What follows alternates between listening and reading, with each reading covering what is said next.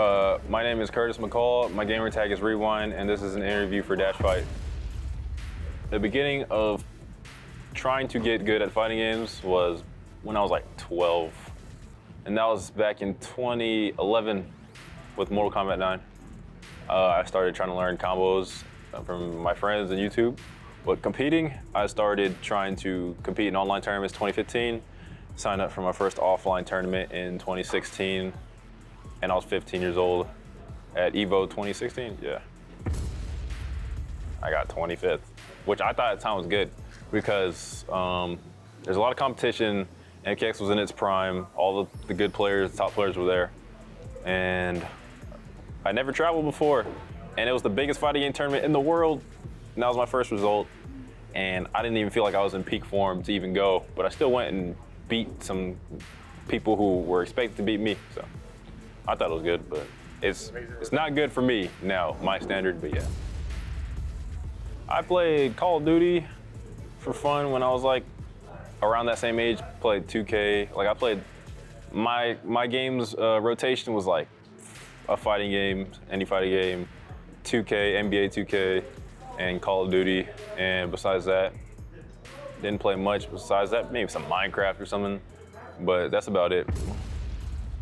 My first taste of like success was probably at my first tournament when I defeated a top player, and that was my very first match of the tournament. I was matched up against a top player, like my first match of pools.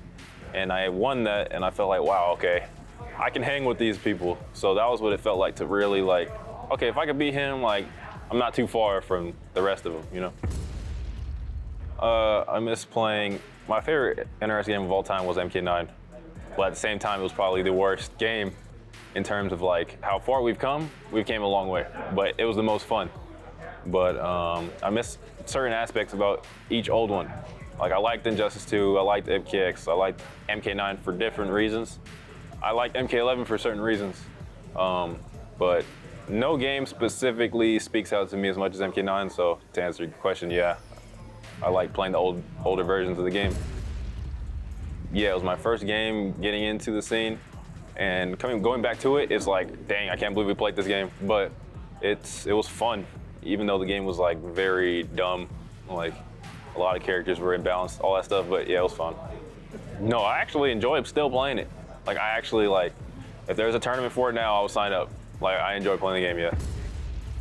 I'll probably just do Injustice 2 because it's very nostalgic, and a lot of people resonate me with that game just because of the history and what I've done in the space. But that game, just because I feel like I'm one of the best in that game, like not one of the best, but like top 2 or something like that. Like in MK11, it's like more of a race with everybody, but in Injustice 2, it was like, I only really had to worry about one player for the most part, you know? Injustice 2 is more complicated, making it harder for people who aren't the greatest to just be good at it. So I like Injustice 2 because it really shows the difference between a very good player and, you know, just a okay player. In Injustice 2, MKX, there's a gap. In MK11, the gap is smaller just because of the mechanics of the game and stuff like that, so I like the gap. Makes you have to work hard to show how good you are. You know, you can't just get, you know, carried by mechanics and all that. Probably Breaker. I don't like the breakaway system in MK11. I feel like you get rewarded almost for making a bad decision. I like Breaker because you spend your resources to break free of their combo, but you end up with no meter, and you're on your back, and now you have to get your meter back. I would like meter. I would like actually earning your meter to return. I don't like how the bar in meter in MK11 just automatically comes back over time. I don't like that. I sustain being a top player by just not over practicing, but practicing just enough, maybe like an hour or 2 a day with some good players who play more than one character so I can actually cover different matchups. Heading to a tournament, I try to cover all the matchups that I think I'll run into, but I don't have to over practice. Like I don't have to do 4 or 5, 10 hours a day to be good. Just play a little bit, but that's just me. Like I'm one of those people who don't have to work too hard to be somewhere, but like there's some people who have to work hard. Some people who just kind of have it. I feel like I kind of just have it. But I feel like if a person just has it and puts all the hard work into it, then they're just like, they could be the best. But yeah, that's how I sustain being a top player. Just play a little bit every day. The people who spend endless hours in the training, mode and are in the lab and are spend countless hours playing people on top of that are the hardest to beat. Because you can't get away with doing stuff on them that is a gimmick, because they know how to stop it. So yeah, playing the lab monsters is the hardest. Like Sonic Fox and Ninja Killer, those guys are always in the lab. Even if you think they're not, they are in the lab when you're not thinking they are. And yeah, that's why they're some of the best. Dragon too. People who play a lot of characters are harder to beat because you have to constantly think of who they're gonna pick if you beat them. They can counterpick you, especially if you beat them in tournament, your character locks so you can't switch. So those people are annoying. When you're going against the person who plays one character, you don't have to worry about them switching, you just lab that character. If you say I play Tekken Master, you play like the whole cast, I have to lab the whole cast just to make sure I'm ready. That's annoying. I play a lot of the cast, so I feel like it's annoying playing people who play a lot of characters. It's kind of hard because you want to level up with each other, but it's also hard because you also at the same time feel like you're downloading each other. So it's like you're leveling up, but you're also giving the opponent info, but you're also receiving info, so it's not like it's one way. But I mean, I'd rather play with my opponents than not play with them, because at the end of the day, I'm getting info on them, they're getting info on me, I'm getting better. I can't just sit there and ranked all day and play people who suck, because it's hard to train efficiently. So it's not too hard to balance rivalry and friendship, I guess.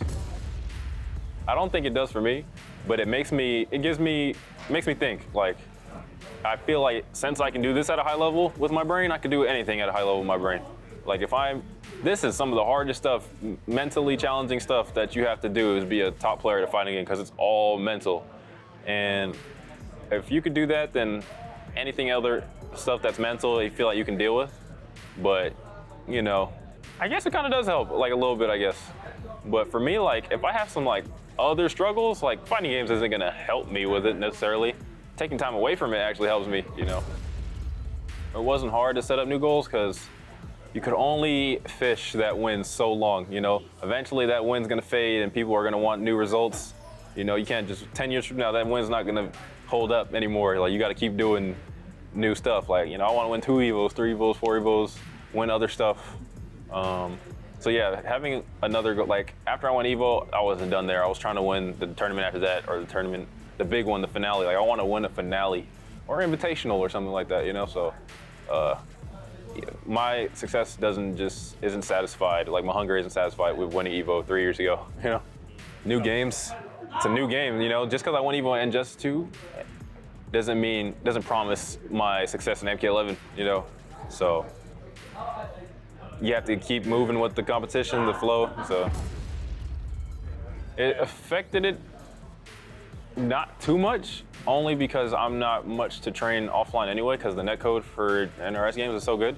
It's like we're playing online most of the time anyway, but it affected me almost mentally because I like travel. I like taking my hard work and going to tournaments and putting it to the test in an offline setting, because a lot of people don't feel like winning in the online setting is like, it means as much, especially since you can get away with a lot more online.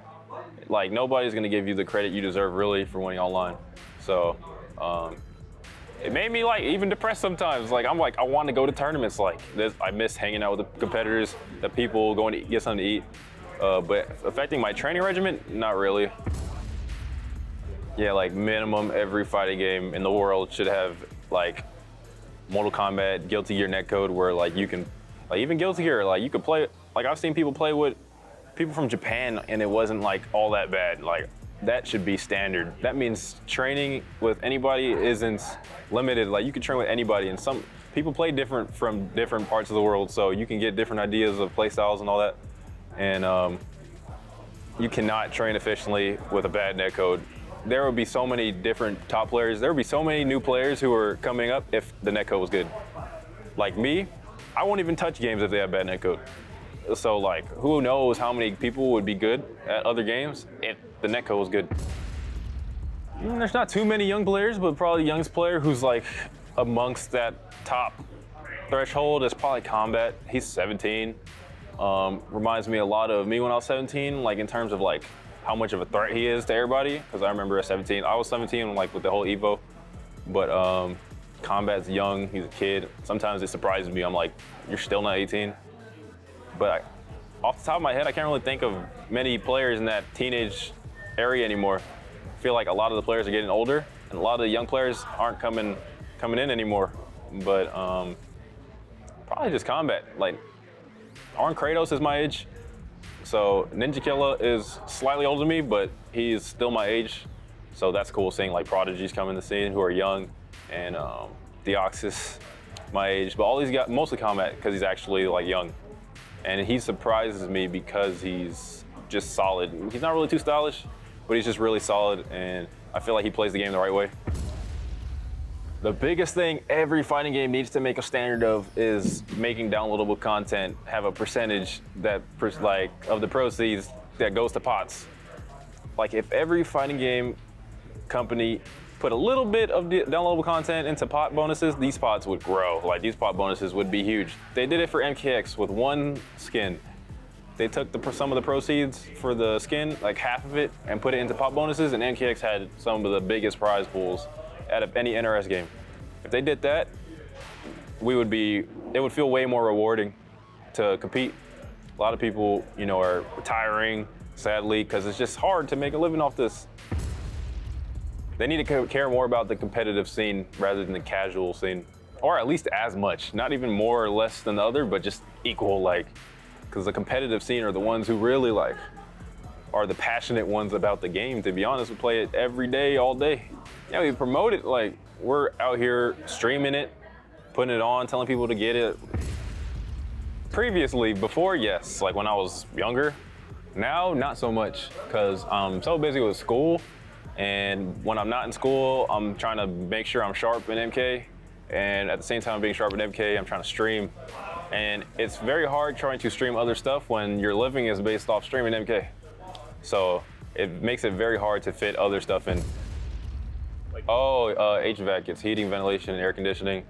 And it's a 9-month program. And you get a diploma, you get licensed, you get into the work field, and it's flexible. So I could kind of still do this while doing it. I don't want to just build all this up over the time I've been competing and just throw it away to work, and I want to try to do both as much as I can.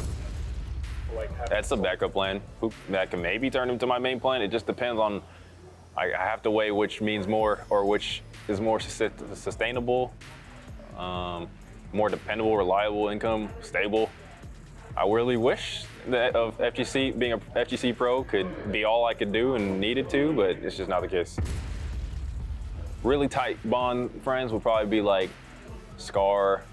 Sonic has been a good longtime friend. Got the homies like Deoxys, Fierce, Monty, Wanda is cool. These are people that kind of stray away from fighting games, but I'm always around for the most part. But there's a lot to name. Then you got people you're cool with in the scene, and you got people who are your tight ones. For me, main ones like Sonic, Kevin the Man, Scar, Silver Eye. Those are some main people who are really cool, who I could see even myself hanging out with outside of the scene. We don't even have to be on any fighting game stuff to be cool. Hobby-wise, from time to time, I play basketball. I'm gonna start trying to get into the gym, because why not? Friends are just trying to get me into it. Might as well. I've been playing basketball for my school and all that for when I was in school. It's a good way to stay fit, and besides that, I don't really have any hobbies. This is my hobby, but it turned into a career, I guess. So shout out to my supporters on my stream, anybody who supports me in general, my family, and my sponsor, UIU.